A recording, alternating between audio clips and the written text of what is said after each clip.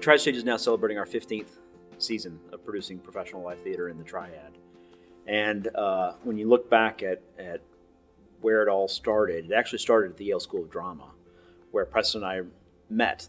I knew that I wanted to work in the regional theater, and I had sort of two choices. I could go within an existing institution and try to make changes, or I could start something new and fresh. I really came to love this idea of doing it the old-fashioned way, looking across the country, finding a community that didn't already have a professional regional theater, and creating something from scratch that we could build in our own, using our own ideals, our own values, and be a part of that community. And so we searched all over the country and came up with the Triad.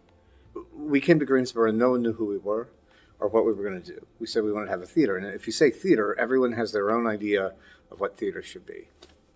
We chose a season that was sort of to exist outside of the typical offerings that were available in Greensboro at the time.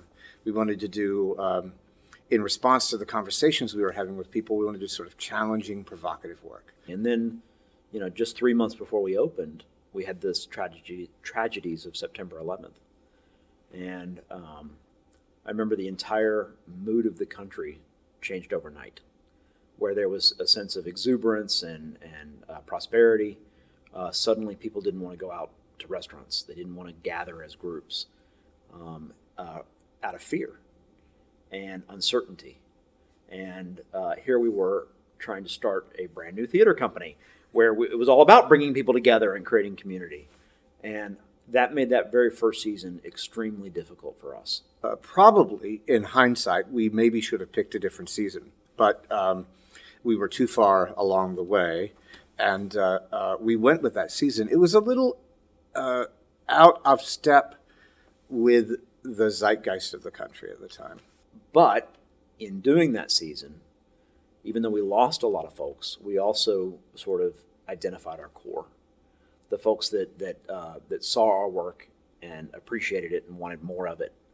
And it was a very pivotal decision at the end of that season. We said we could either chase after the people who are leaving, or we could find more people like the people who are staying. And that's how we began to build an audience. I'm the founding artistic director, and I'm very specific about using that term founding artistic director because I think I'm still founding the theater. It's still a work in process.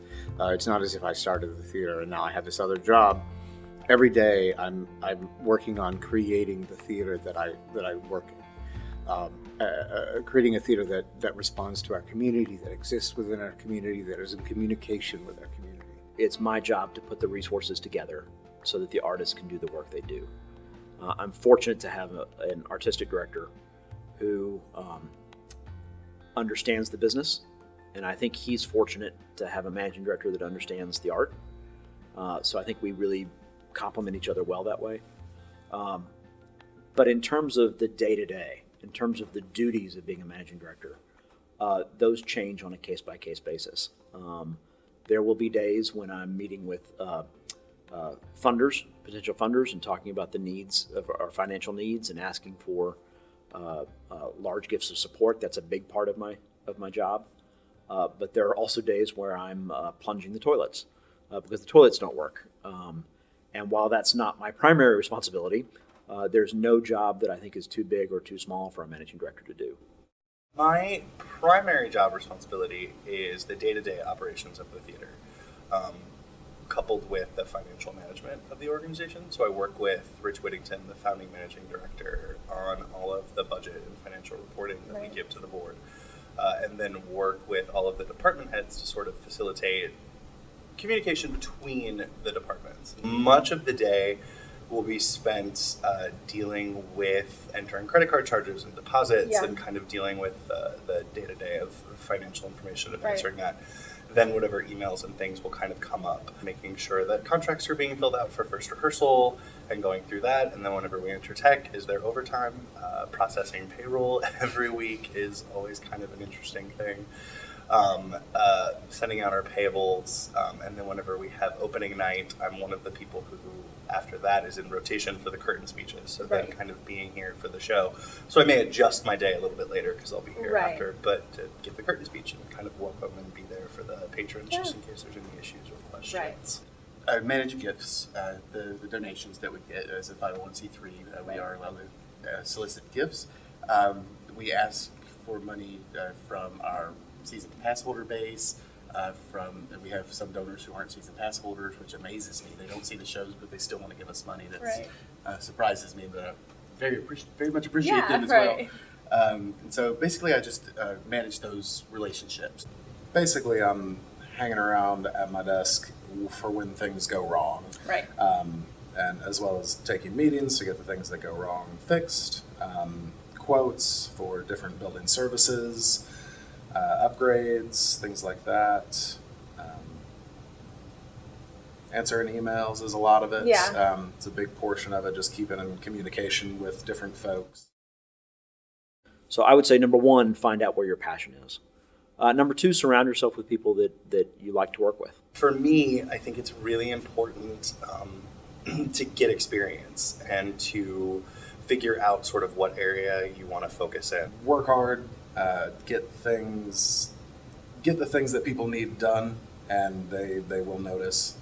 Do have fun, travel the world, do whatever you want to do, but always be working. It's not a job, it's a life. It's you have to be engaged so deeply with making an organization work. It's not easy. It's hard.